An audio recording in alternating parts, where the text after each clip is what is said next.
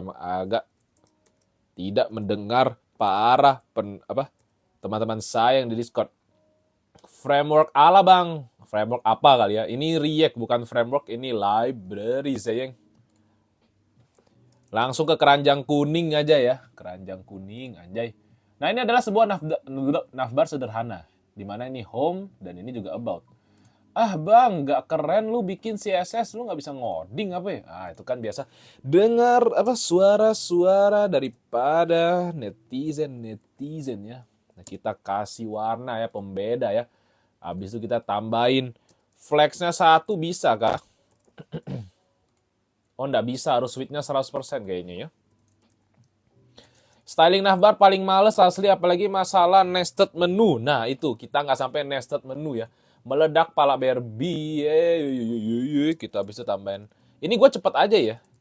Apanya kayak penjelasan styling, karena hari ini nih targetnya bukan styling. Oke? Targetnya hari ini adalah menjelaskan mengenai apa itu nested. Alright.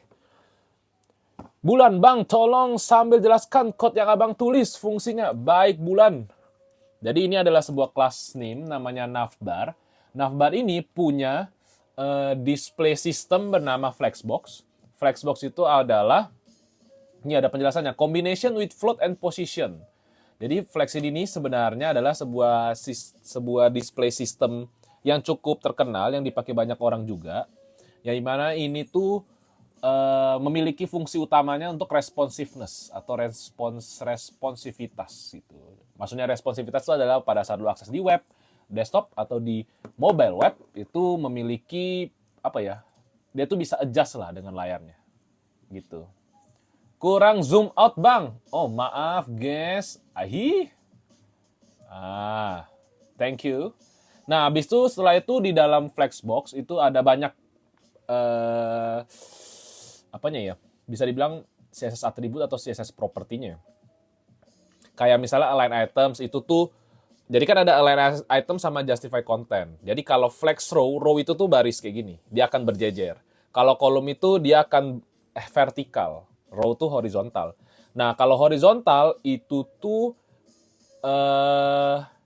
gue jelasinnya pakai main axis sama cross axis agak susah. Jadi intinya adalah, yaitu align item sama justify content itu membuat dia berbaris, row horizontal, dan dia ke tengah, padat ke tengah. Gitu. Oke. Kalau misalnya mau, bang, gue mau di ujung-ujung.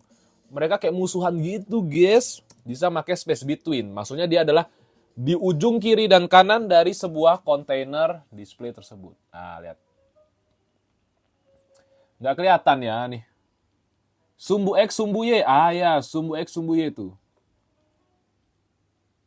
Bentar ya, ini kelihatan gak sih sebenarnya ini? Bentar ya. Gua kecilin lagi ya, gua peramping ini tampilannya ya. Ini kelihatan nih. Lagi buat apa, Bang? Ini kita lanjutin yang kemarin React Router. Oke.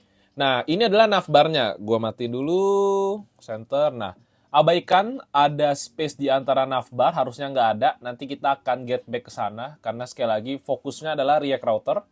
CSS-nya nanti kita pretelin dikit-dikit. Megatron rambut baru, Bang. Cuman lu yang aware sama hidup gue nih. Makin keren nggak? Komen dong. Anjay. Share dong, like dong, biar rame dong. Oke, lanjut. Nah, kan gue nih kebanyakan intermezzo ya. CSS-nya full vanilla, iya kan? Gue kena intermezzo lagi, AR ya. Oke, Bulan makin ganteng. Gue kasih lu gift, anjay. Pung opung, Toto dapetin cewek Cindo, Bang. Ya tanya cewek Cindonya di mau apa? Nggak tahu gue. Oke, kita lanjut. Gue mau ngomong apa tadi? Agak bahaya kayaknya, tapi nggak jadi. Nah, udah. Navbarnya udah jadi. Nah, sekarang permasalahannya adalah, nih kita lihat ya. Coba kita klik. Nah, dia akan masuk ke dalam halaman artikel detail. Nah, pada saat masuk halaman artikel detail, kalau teman-teman menyadari akan sesuatu yang dinamakan ya, nggak ada navbarnya. Sedangkan navbar itu harusnya ada di semua halaman yang gua mau. Maka biar me-enable atau bisa membuat navbarnya ada, maka kita harus copy lagi di sini navbar, masukin ke dalam artikel ID, misalnya di section di sini, kita tambahin navbar misalnya. Nah, teman-teman lihat. Baru ada. Oke? Pung-opung, cewek Cindo suka cowok IT nggak? Cowok IT mah. Mereka nggak pernah tahu pesona anak IT ya. Stong bro. The most handsome person in the world itu adalah software engineer, anak IT. Keren bang, frame-nya dipenuhin muka aja, nggak usah code-nya. Bisa aja kan gue jadi happy nih. Kan sharing-sharing ya. Ntar ini gue hapus dulu nih, kayaknya tidak relevan sepertinya ya. Oke, lanjut. Nah teman-teman, kalau kita lihat kayak gini, apakah ini adalah solusi yang baik? Menurut gue, ini adalah sebuah solusi. Tapi ini caranya kurang efektif. Efektifnya di mana? Kalau misalnya gua mau menambahkan sebuah menu tes gitu. Maka yang ke-reflect atau yang ketampil hanya di halaman yang ini. Sedangkan navbar itu mostly biasanya itu di semua halaman ada kemiripan menunya. Gitu ya. Nah, misalnya kayak gini. Berarti gua harus tambahin lagi dong, tes lagi dong. Ya. Habis itu pasti teman-teman berkata kasar ya. Atau misalnya QA-nya bilang, lu bisa ngoding nggak gitu ya? Lu gini aja navbar harus gua tes anjay gitu kan. Nah, dari sinilah letak penggunaan daripada nested. Ini salah satunya implementasinya. Lah Kaisa, gua pakai MacBook Pro. Bulan bang, lu ada YouTube? YouTube ada di link TikTok gue. Itu isinya adalah recordingan live. Yang dimana kemungkinan besar kalau subscribernya lebih banyak atau makin banyak, gue akan lebih banyak live di sana. Karena gue bisa share satu full screen. Habis itu gue bisa tambahin Saweria. Habis itu gue fix jadi content creator ya. Yang mendapatkan pundi-pundi uang dari scan barcode. Itu part loadingnya di live kemarin bang. Yoi. Andrian, lebih pilih JS atau TS? TS sebenarnya. Tapi kadang bangke ya. Kayak harus tahu semua type-nya ya. Cuman itu lebih aman sih sejauh ini. Gue lebih yakin aja kayak, data ini tuh ada di sini. Oke, kita lanjut ya. Nah, caranya gimana? Kita go back to the place. Nah, ini. Jadi kan teman-teman lihat, di sini ada path-nya, root-nya, slash-nya to home. Habis itu di sini ada slash article title. Nah, kita akan mengubah struktur daripada routingannya itu menjadi seperti ini. Nah, nested root. Bentar ya, nih kok nggak ada. Nah, kayak gini guys. Jadi di elemennya rootnya apa nih? Elemen root itu adalah elemen utama. Elemen utama itu adalah elemen yang teman-teman sekiranya menjadi sebuah template untuk halaman secara keseluruhan. Zuka, iya nanti saya usahakan banyak ya. Kalau ini yang nonton banyak sih, saya semangat terus bikin konten. Memang pamrih anaknya ya. Suka melihat hal-hal berupa angka. Tapi begitulah hidup. Oke, kita lanjut. Nah, seperti cerita cinta, tiada yang tahu. Apa sih? Kayak gue beneran ngantuk deh. Nah, kalau teman-teman lihat secara struktur ini, apakah kita bisa nestedin halaman-halaman kita? Absolutely bisa. Gitu ya. Cuman, gue akan bikin ini menjadi lebih cakep dengan menambah sebuah folder yaitu home di sini, di mana home ini berisi homepage.jsx. Nah, homepage ini berisi, nah ini ya RFC. Nah, teman-teman baru tahu kan ini RFC ini langsung otomatis guys bikinnya guys, nggak perlu lagi ngetik-ngetik guys. Nah ini function ini gue ganti jadi arrow deh. Nah, tetap aja gue perlu ganti ya sebenarnya. Cuman nggak apa-apa, mengurangi beberapa ini ketikan. Ya. Sorry guys, gue belum bisa baca komen ya. Gue masih lanjut dulu untuk jelasin ya. Tapi tenang. Gue udah subscribe bang, semoga cepet 1 juta. Gila, Bulan memang thank you banget Bulan. Lu the best.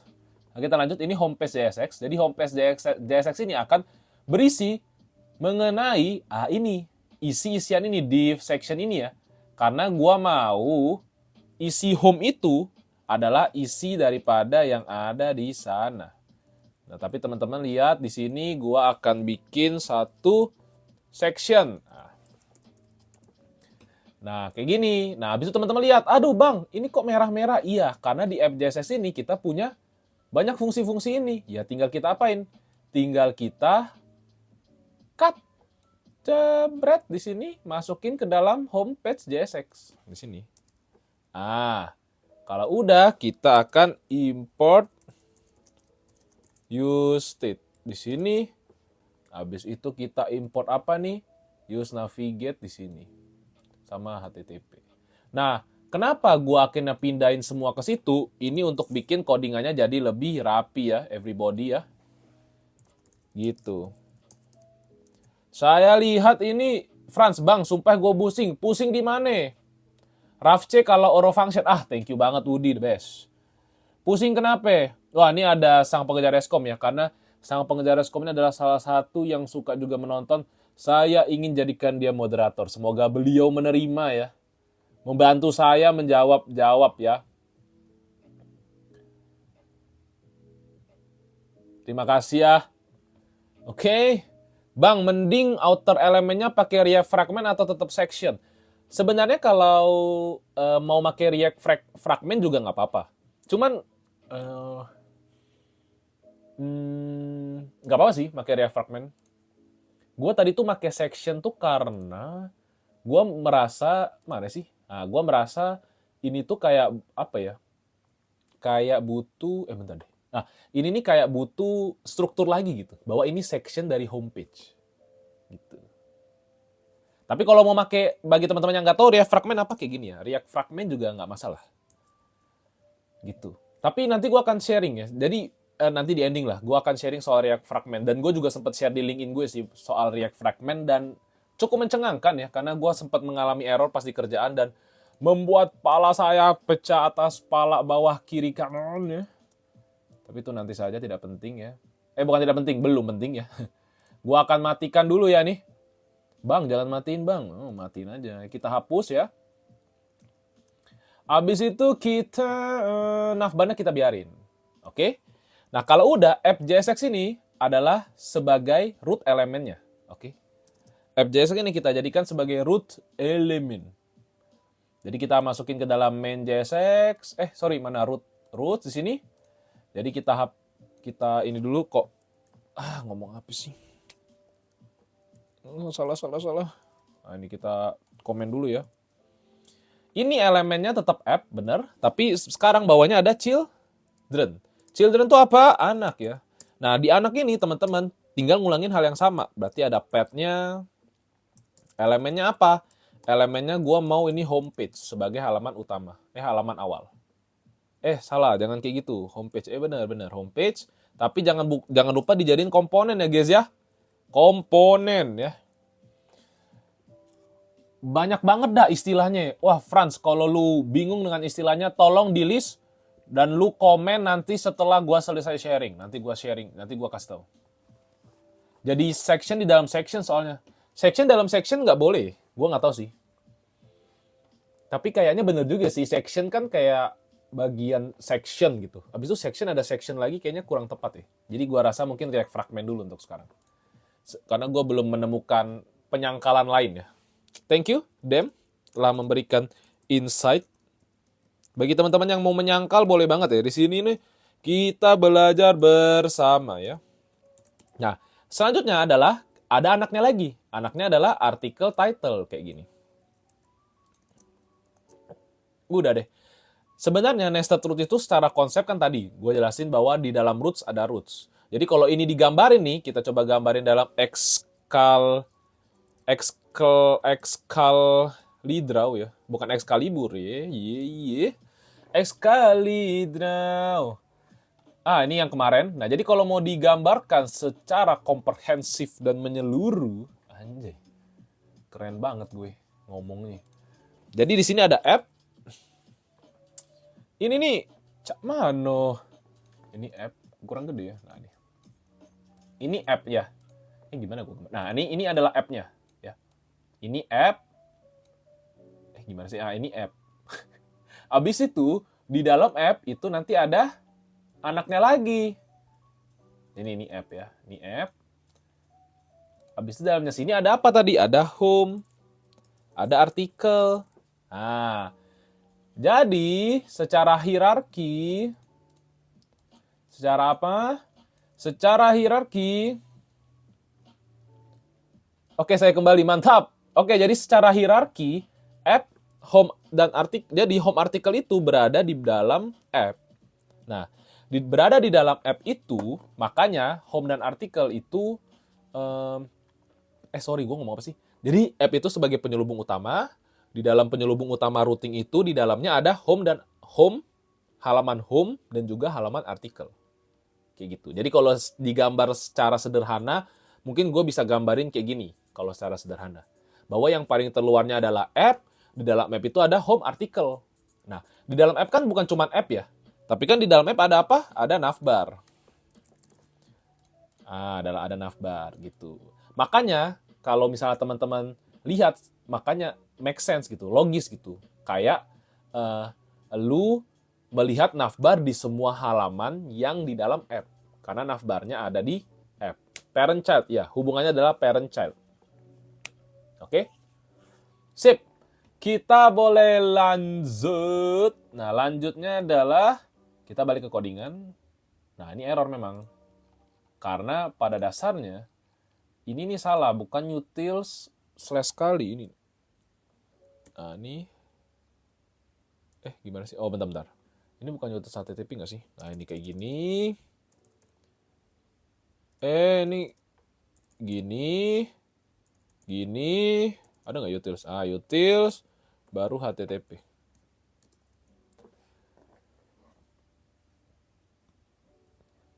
Untuk fetch API itu pengganti Ajax kah? Iya. Fetch API untuk pengganti Ajax. Itu kan ya pertanyaannya, betul kan ya? Sambungan dari Rescom? Jawabannya. Oh iya. Polymorphism. Nah, beda. Kalau polymorphism itu adalah salah satu sifat daripada OOP, Object Oriented Programming, di mana dia bisa dia bisa menggunakan function yang sama. Gimana sih? Kan kelas itu kan ada objek. Jadi objek bisa menggunakan, kelas bisa menggunakan fungsi yang sama, namun isinya beda. Itu polymorphism. Pada saat di-extend kelasnya gitu. Bukan di-extend lah, maksudnya di-implement gitu ya. Oke? Maaf ya, ngomongnya agak ngolor ngidul ya. Tapi aku akan coba lanjut. Oke, kita lanjut. 48 orang, thank you banget yang sudah join. Kalau boleh follow biar tidak kehilangan info-infonya ya. Dan sekali lagi gue akan live di weekdays. Seminggu semoga bisa 3 kali. Kalau lebih sering lebih baik. Cuman gue lagi mengerjakan sebuah project bareng di teman-teman Discord. Harusnya ada lanjutan sih tadi gue ngomong, cuman gue lupa. Nah, kalau udah, kita lihat. Nah, masih kosong. Ini ngebug nih. Anjay nih. Ngoding dikit ngebug ya. Nah, teman-teman, tidak semudah itu. Tak semudah itu ku mencari pendampingmu. Nah, kita baca nested roots. It's not inside of our root. Now we click. Ini pokoknya tadi masalahnya sama lah. Apa yang gue jelasin itu sebenarnya mirip kayak React Router mau. Dengan cara apa? Children tambahin. Oke, aman. Nah, apa yang kurang adalah teman-teman tuh sudah membuat strukturnya jadi nested gitu. Bahwa si article detail page sama home page ini adalah child dari si elemen rootnya, elemen app gitu. Bahwa itu sudah jalan. Cuman tidak sekonyong-konyongnya langsung ke implement atau tertampil karena si rootnya juga perlu tahu di mana letak si child-nya ini akan tampil. Gitu. Nah, letaknya di mana itu kita harus pasang ya. Jadi nggak otomatis dia ngerti sendiri ya guys ya. Jadi teman-teman pasang di mana. Nah, cara masangnya dengan menggunakan outlet. Jadi outlet ini, you now see the root layout again, but a blank page on the right. Jadi blank page di tengah. We need to tell the root. Jadi kita harus kasih tahu ke root. Root. Route-nya itu belum kita taruh placementnya di mana. Sekarang gue mau kasih tahu nih di mana letak si child itu di-render atau ditampilkan. Kita bisa menggunakan salah satu komponen dari mereka ini namanya outlet ya. Nah, outlet ini seperti ini. Tinggal masukin outlet. Habis itu import. Ini gua nggak otomatis import React DOM ya. Aneh bet anjay. Import outlet from React router DOM, right? Nah, kalau udah, tada! Selesai everybody. As you can see, enjoy. Pas diklik juga, no ke double. Ada apa nih? Kenapa ke double nih guys? Aduh bingung. Bingung. Ini kenapa bisa ada double kayak gini guys? Ada yang bisa kasih tahu gue nggak? Aduh gue nih noob banget, nggak ngerti. Nah ayo ngebak. Oh my god. Oh berarti kalau ini jawab. Kenapa kira-kira, kenapa jadinya ada 2 nih? Dan bawahnya nggak ada tes, atasnya ada tes. What happen? Gitu ya. Ada yang bisa bantu? Aku bingung nih. Gimana nih caranya? Iya streamnya dicuekin, anjir. Oh itu bang, hapus aja filenya. Ya, hapus filenya. Masih ada nafnya, betul. Buat paham pembahasan ini gue harus belajar apa? Lu harus nonton live TikTok gue yang sebelum-sebelumnya ada di YouTube. Nah, nanti kalau lu sudah nonton semua, harusnya dapat konteksnya gitu apa yang kita kerjain. Betul, di sini ada navbar masih ya guys ya. Kalau udah, jadi deh. Nggak jadi masalah sama sekali. Gitu. Oke? Nah, sebenarnya nested root itu sudah selesai mungkin sampai di sini untuk case yang dimau. Dimana bagi sekarang teman-teman, soalnya gue kemarin tuh ada sempat ditanya soal navbar ya, cuman itu dari sisi PHP. Maksudnya dia pakai Laravel, kalau nggak salah ada yang nanya Andri kali. Gue lupa. Nah, tapi semoga Andri masih ada. Nah, tapi kan dia pakai PHP dan Laravel gitu, yang dimana setahu gue tuh, dimana gue belum terlalu familiar lah gimana caranya bikin layout itu bisa ditempel atau dibikin nested gitu, supaya tidak berulang navbarnya. Katanya lu anti Laravel bang, kata siapa? Gue nggak anti. Kalau ada yang mau gajiin gue gede belajar Laravel, ya sok gas. Tapi memang sejauh ini saya mencintai Node.js dan React-nya. Megatron, kenapa PHP sering dibully? Sebenarnya nggak tahu ya siapa yang bully itu ya. Tapi menurut gue sih, kenapa sering dibully? Karena misalnya proyek pemerintah pakai PHP. Sedangkan hasil dari proyek pemerintah itu misalnya kurang puas lah si usernya. Maka diserang-serang terus. Ini nih PHP nih, ini nih PHP nih, ini nih PHP. Disitulah orang-orang merasa kena bully. Padahal baik-baik saja ya PHP. Spin, kerja di mana bang? Burung biru, tapi bukan bluebird. Kok nyenggol pemerintah gitu bang? Oh enggak. Pemerintah baik kok. Kan saya bilang platformnya. Betul Desta. Desta ini Desta Mahendra bukan?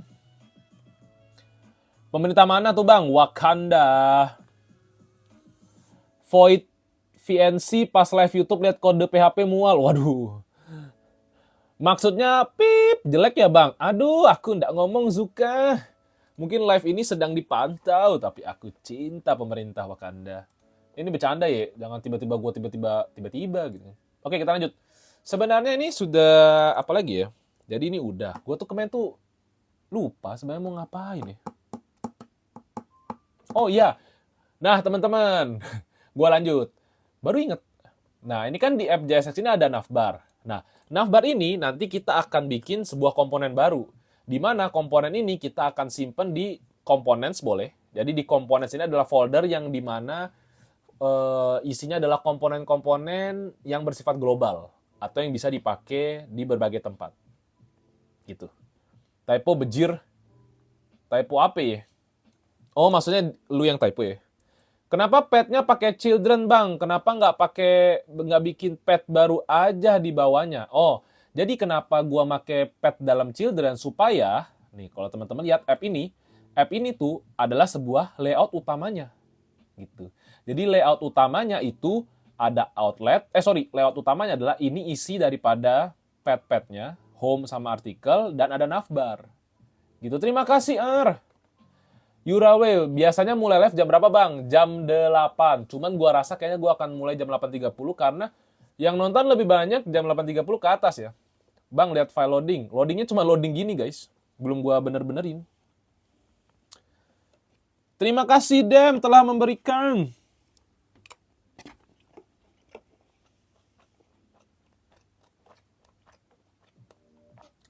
Pakai TypeScript. Perabot rumah, cara nentuin, thank you banget Dem, sudah kasih gua gift. Apa buka baju nih gua? Canda ya. Perabot rumah, cara nentuin ini komponen ini enggak, nentuin ini komponen ini enggak. Oke. Jadi di dalam modern web development, maksudnya dalam proses mendevelop web yang modern sekarang, khususnya mungkin React, Vue gitu-gitu, semua tuh kita sebut sebagai komponen. Kayak ini nih, artikel detail ini komponen, home ini komponen. Komponen itu apa? Komponen itu adalah sebuah potongan tampilan, atau bisa juga tampilan gede, tampilan kecil, pokoknya potongan tampilan yang dimana dia memiliki life cycle-nya sendiri, dia memiliki state-nya sendiri, dia juga punya fungsinya sendiri. Jadi komponen itu teman-teman anggap seperti Lego aja sih. Nah, modern web development atau web development modern sekarang itu bukan mengasumsikan, tapi membuat paradigma bahwa semua komponen-komponen itu, semua halaman-halaman isi daripada tampilan-tampilan itu adalah sebuah komponen. Nah, kalau misalnya di sini teman-teman, kita bisa sebut komponennya apa aja sih? Homepage itu pasti komponen. Article page itu komponen. Loading itu komponen. App.jsx itu komponen. Main.jsx juga harusnya komponen. Dan ini komponen utama. Gitu. Index.jsx ini apakah komponen? Menurut gue bukan. Karena ini fungsinya bukan untuk tampilan, tapi lebih ke utility atau bersifat routing. http.js, apakah ini adalah komponen? Seharusnya enggak. Karena ini tujuannya adalah untuk utility sekali lagi. Jadi tampilan-tampilan itu dipotong-potong, kecil-kecil menjadi sebuah komponen-komponen, yang dimana komponen-komponen itu nanti akan bergabung menjadi sebuah komponen lagi. Gitu. Nah, makanya kalau kita bilang ini komponen, nah bang, kenapa di sini foldernya components gitu? Oke, kalau misalnya teman-teman nggak mau pakai namanya components karena takut nanti misinterpretasi, sebenarnya yang perlu gue jelasin adalah komponen itu sudah jadi umum gitu, bahwa semua orang tahu ini adalah semua yang ada di sini adalah komponen. BTW ini kenapa TSX ya? Gue baru sadar anjir.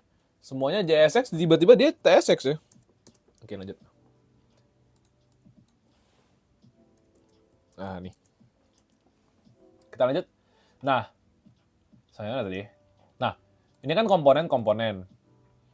Tadi gue sampai mana? Nah, kayak gini, komponen homepage itu memiliki state-nya sendiri dan juga memiliki life cycle-nya sendiri. Ya nih, masukin YouTube. Pages kenapa capital result? Nice to mention ya. Thank you banget yang sudah aware.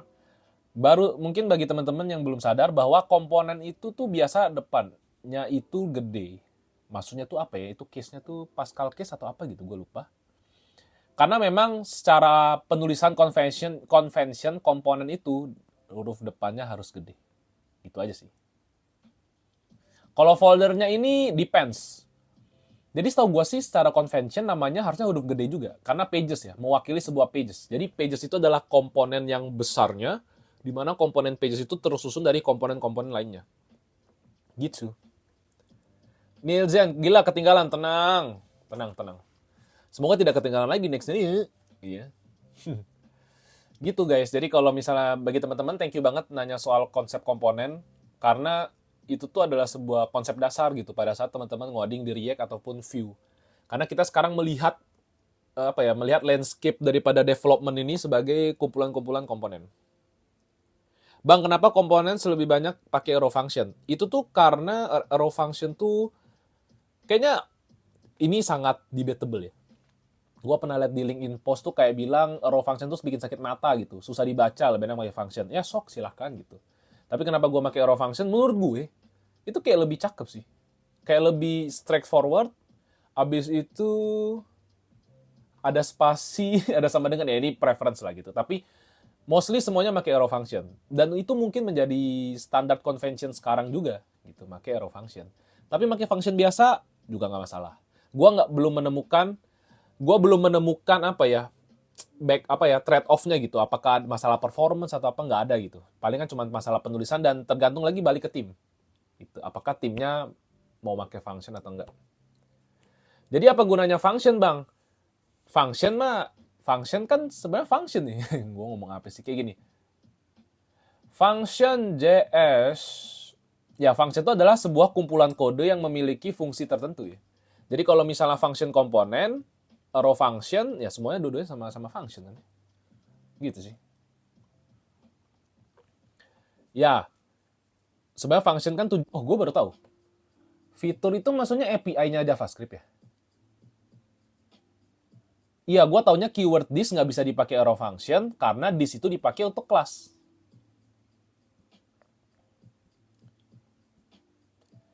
Apakah arrow function itu reduce performance? Gua rasa sih semoga enggak ya. Malah harusnya lebih baik nggak sih?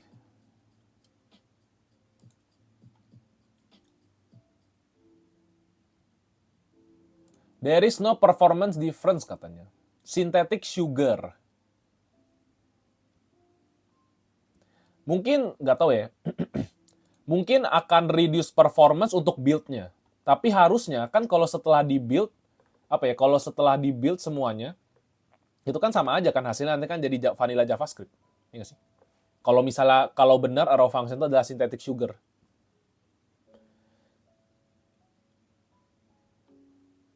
Arrow function nggak bisa pakai this ya, Bang? Iya, karena this itu dipakai untuk kelas. Nggak ngaruh ya, guys, berarti.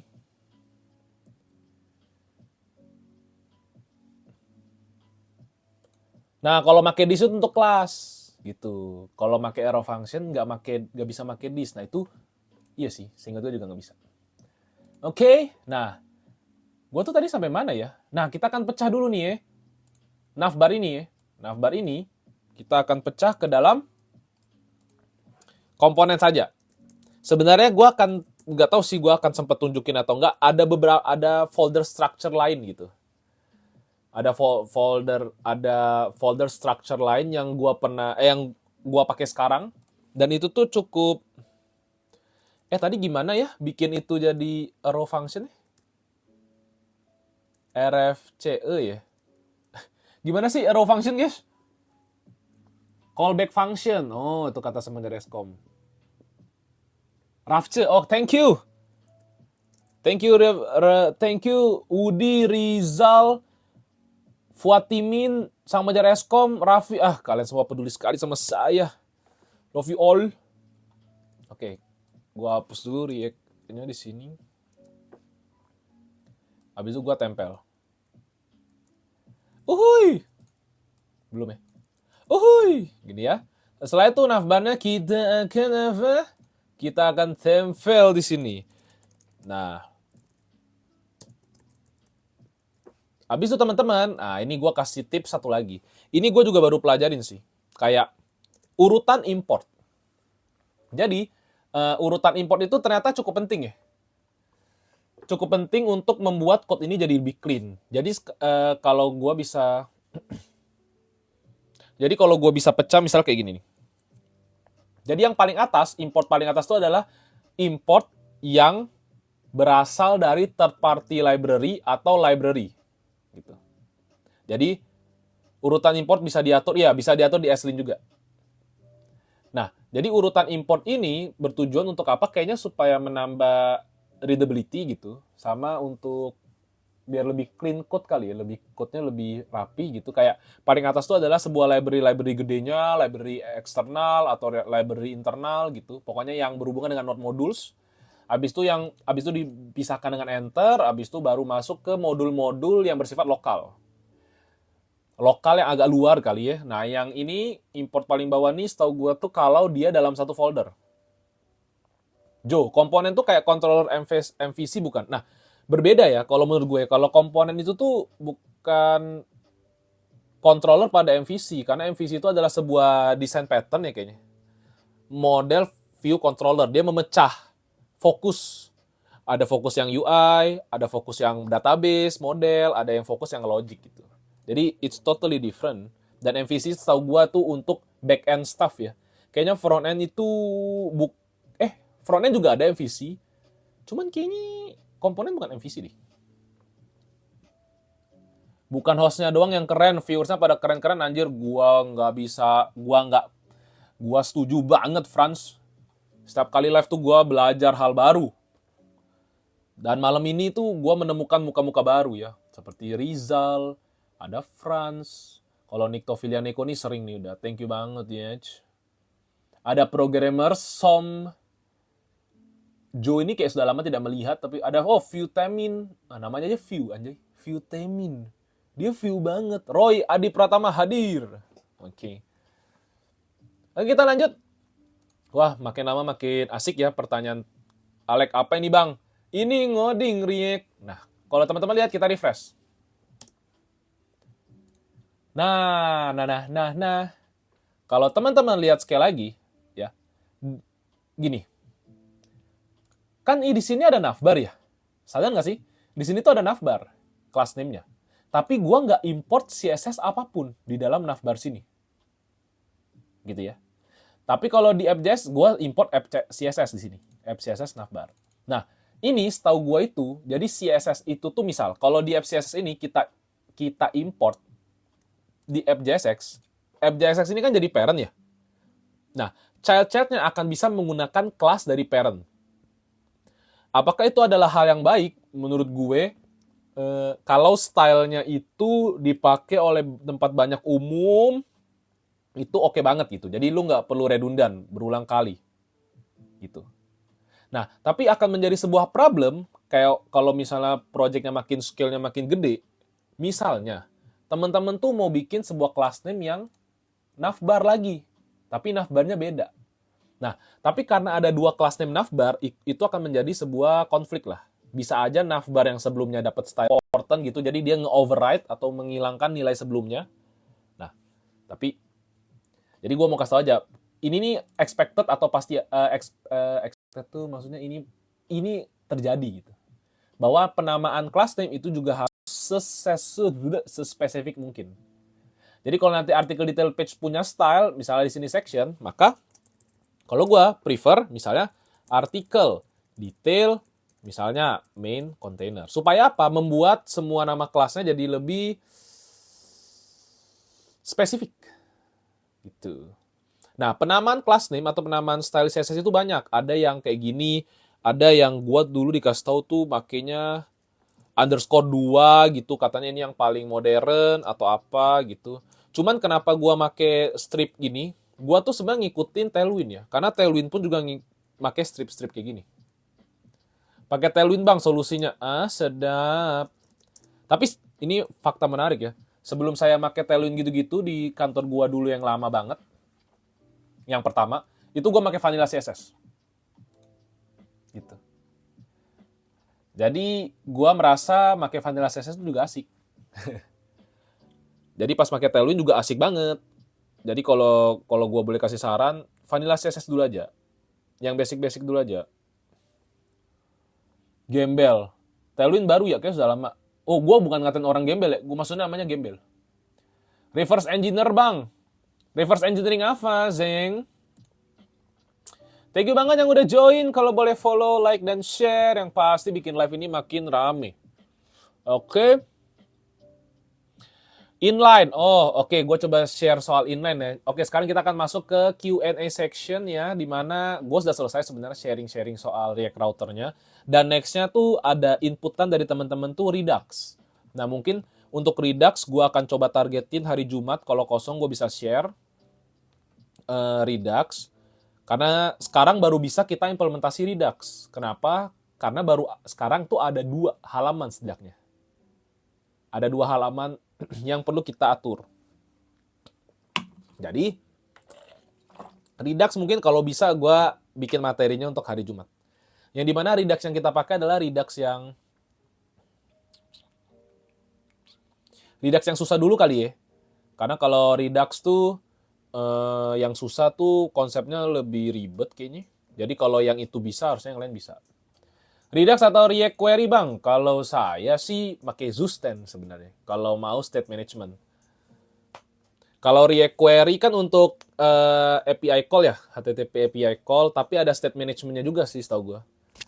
Nah itu tuh sekarang tuh Tanstack tuh mau bikin kayak super app gitu loh, bukan super app, super library gitu loh. Jadi kayak pakai React Query pun bisa jadi state management juga. Nah ini nih review efektor bang. Iya sih Tanstack tuh bener-bener, oh nge-lag ya? Tanstack tuh udah bener-bener gede sih.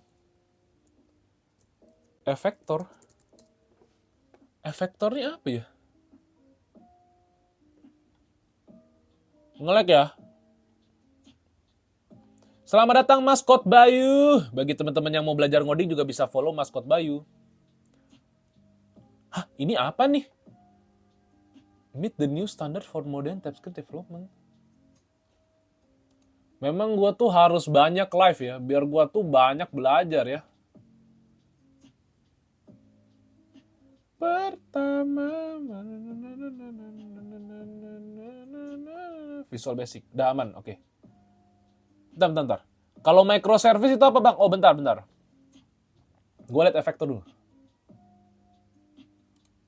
Ini apa ya? Wah, ini keren lagi webnya. Pakai Astro. Kok dia pakai Svelte sama Astro ya? Astro tuh static SSG kayaknya. DKA, Anjay Bang Ruli, Anjay juga. Oh, Mardike. Selamat datang Mardike. Mardike. Jadi tutorial basic React-nya udah kelar bang? Enggak. Jadi tutorial basic React-nya masih lanjut, tapi kita pakai Redux. Redux yang gembel dulu ya, yang jelek. Bukan, yang sudah kemakan zaman. Tapi kenapa gua sharing itu kemakan zaman? Karena kita kan masuk sebuah perusahaan, kalau mau masuk perusahaan gede kan pakai teknologi yang kemakan zaman juga kadang ya. Nah, mungkin pakai Redux lama. Gua kasih tahu Redux lama, Redux baru enak banget makanya. Iya gembel, bukan Anda gembel, maaf ya gembel ya. Gitu. Ini efektor ini kalau boleh tahu boleh kasih konteks nih untuk apa ya? Review micro front-end module federation. Gue baru baca micro front-end, tapi gue belum mengerti secara utuh micro front-end itu. Yang gue tangkap adalah bahwa setiap komponen-komponen itu tanda kutip punya package JSON-nya sendiri atau kayak punya maintainernya sendiri gitu. Setangkap gue sih. Jadi kayak ada npm package dalam setiap komponen-komponen gitu, setahu gue micro front-end. Nah, itu gue belum tahu lebih dalam, tapi gue sempat baca mediumnya sih. Ada yang bertanya pada Yestar, Bang, mending React Native atau Flutter? Kalau gue tergantung project dan tergantung resource yang ada. Resource-nya adalah SDM-nya.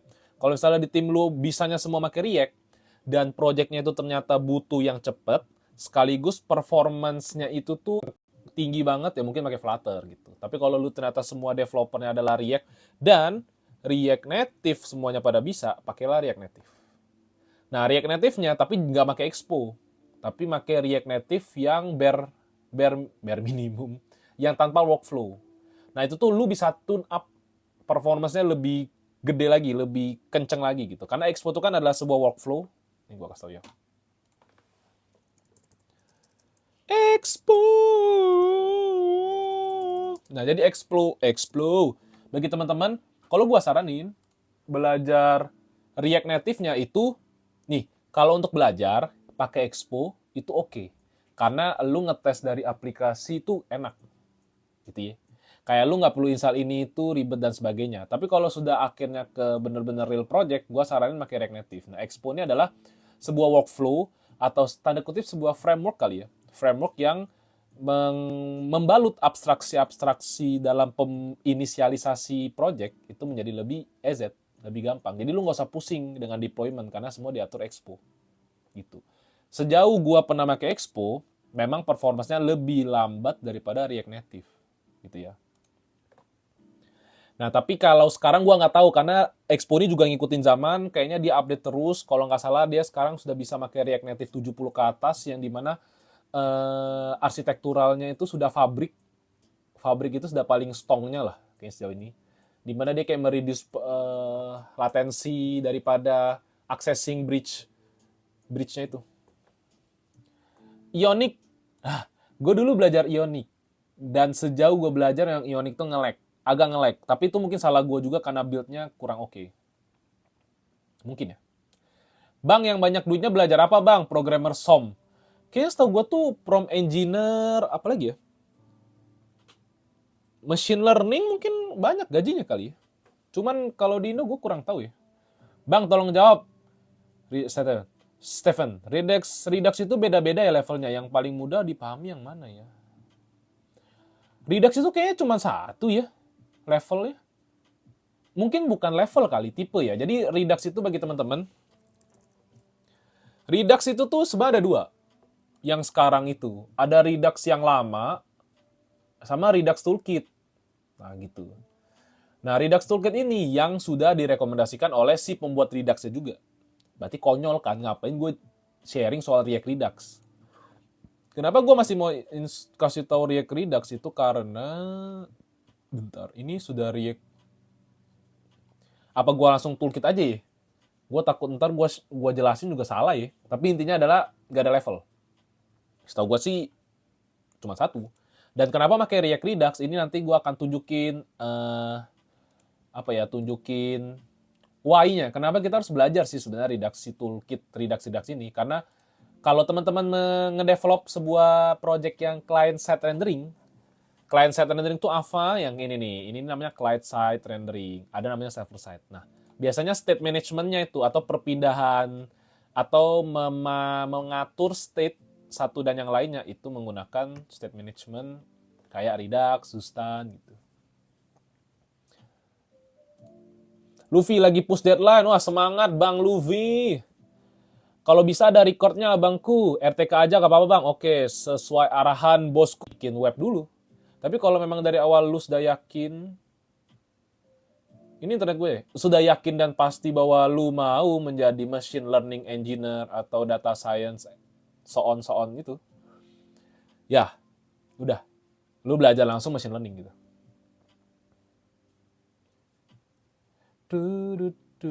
Ion kapasitor anjir lama gitu. Iya lama, tapi kayaknya bisa aja karena kita salah build-nya.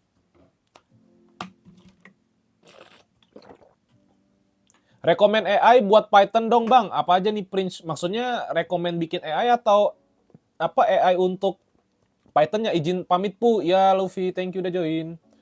Bagi teman-teman yang belum follow, kalau boleh follow dulu ya biar tidak ketinggalan informasi kalau gue bikin konten atau gue mau live TikTok.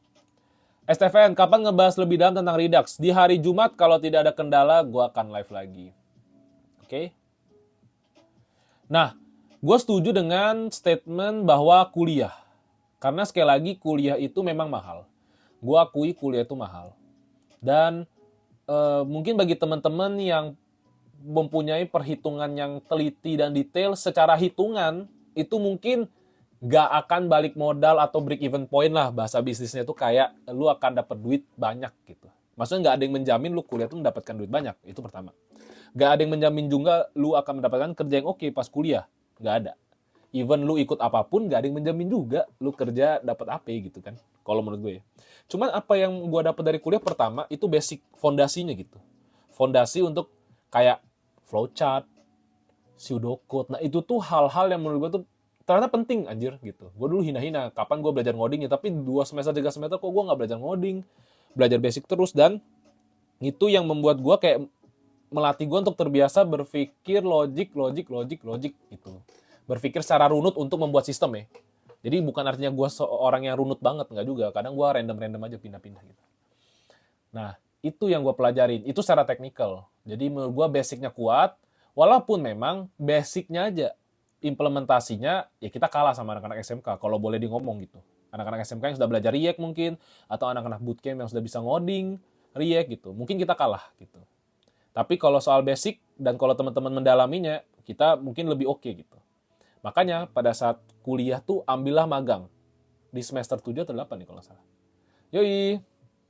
Nah, pas itu magang itu kita banyak belajar yang lebih praktikal. Jadi itu membuat gue merasa itu pas banget. Gue SMK terus kuliah. Nah itu perpaduan yang cakep tuh. kalau menurut gue. SMK-nya ngoding, kuliahnya belajar basic, habis itu dia magang, itu secara itu kuat lah, secara teknikal. Nah, selain itu, kalau menurut gue kuliah tuh adalah koneksi. Maksudnya, gue tuh kayak ketemu banyak temen, kenal satu sama lain. Oke, programmer Som, thank you. Tadi sampai mana ya? Nah, abis itu, maksudnya kayak di kampus itu, lu tuh juga harus berteman gitu. Kayak, gue bisa masuk di kantor sekarang tuh karena teman. Maksudnya dia referral gitu. Abis itu, gue dapat beberapa job freelance itu dari teman kampus juga gitu. Makanya, kuliah itu jangan cuman ngoding aja. Agak kontradiktif ya. Ngoding dan juga koneksi gitu. Karena memang betul sih, kita tuh nggak bisa munafik lah ya. Memang orang dalam itu tuh dibutuhkan sih. Maksudnya, kenalan, koneksi itu penting gitu. Dan sekarang gue sedang mencoba juga membuat koneksi di LinkedIn gitu. Jadi, ini selaras dengan project yang mau kita bikin nanti. Jadi di Discord itu, semoga minggu ini selesai. Gue doain semoga ini selesai lah minggu ini. Karena di weekdays ini agak banyak hal-hal tidak terduga terjadi ya. Jadi gue belum bisa lanjutin. Tapi intinya adalah gue mau bikin project dengan teman-teman Discord, tapi nggak bisa semuanya. Jadi mungkin cuman bisa 5 engineer gitu. 5 engineer yang dimana bisa React sama bisa Jadi ada 3 front end, 2 back end lah gitu. Kalau gua nggak salah mikir ya. Front end-nya tuh setidaknya sudah bisa React. Pernah pegang React lah atau ngerti React. Sama 2-nya lagi tuh backend tuh JavaScript juga, mungkin Express atau Nest.js. Tapi gue lebih nyaman Express karena gue lebih ngerti lah, karena Nest belum gue ulik. Tapi project ini tuh sebenarnya fokus lebih banyak bukan ke bahasa pemrograman, tapi gimana cara kita ngedevelop sebuah software gitu. Bang, mau ikut jadi DBE? Nah, karena Anda selalu aktif di live saya, dan gue nggak tahu di Discord lu aktif atau enggak ya. Karena gue nggak tahu nama lu yang mana, Dem. Tapi, ya tolong lu DM ke gue ya. Nama lu tuh di Discord capek gitu. Nah, karena lu selalu aktif dan membantu gue, nah, lu boleh maksudnya join gitu. Gue nggak tahu antara lu akan menjadi lead-nya juga, antara lu ngoding, atau lu yang review gitu. Tapi intinya adalah gue mau bikin sebuah project ini di mana yang teman-teman belum pernah dapat kerjaan, atau belum pernah merasakan project yang real gitu, bisa ngoding. Jadi yang gue cari bukan orang yang jago sebenarnya. Tapi orang yang, nanti gue akan share di Google Form, di Discord, orang yang memang mau ngerjain project ini gitu. Megatron, boleh Megatron. Pokoknya yang sering-sering aktif di live nih, gue akan catat namanya, walaupun gue nggak tahu nama Discordnya siapa gitu. Peri Platypus, gue nggak tahu nama Discordnya. Nah tapi itu akan punya bagian lah dalam project ini. Oke, Sampingnya Reskom, kalau misalnya Anda kosong boleh join. Tapi ini gue sebut sebagai project A, project pertama. Gitu. Halo Bang Duli, kasih tips buat belajar ngoding untuk ADHD Bang. Oh, ADHD itu berarti yang kalau ngoding tuh, orangnya tuh rapih banget itu ya? Iya nggak sih? Boleh teman-teman, nanti gue akan share Google Form. Gue akan share di Google Form sekali lagi, di mana nanti teman-teman kasih aja alasan kenapa gue mau ikut project ini. Dan please kasih tahu juga apakah lu pernah ngerjain project atau enggak. Karena yang gue cari itu sebenarnya yang mungkin belum pernah kerja di sebuah kantor kali, atau projectnya masih dikit. Karena tujuannya ini untuk portofolio.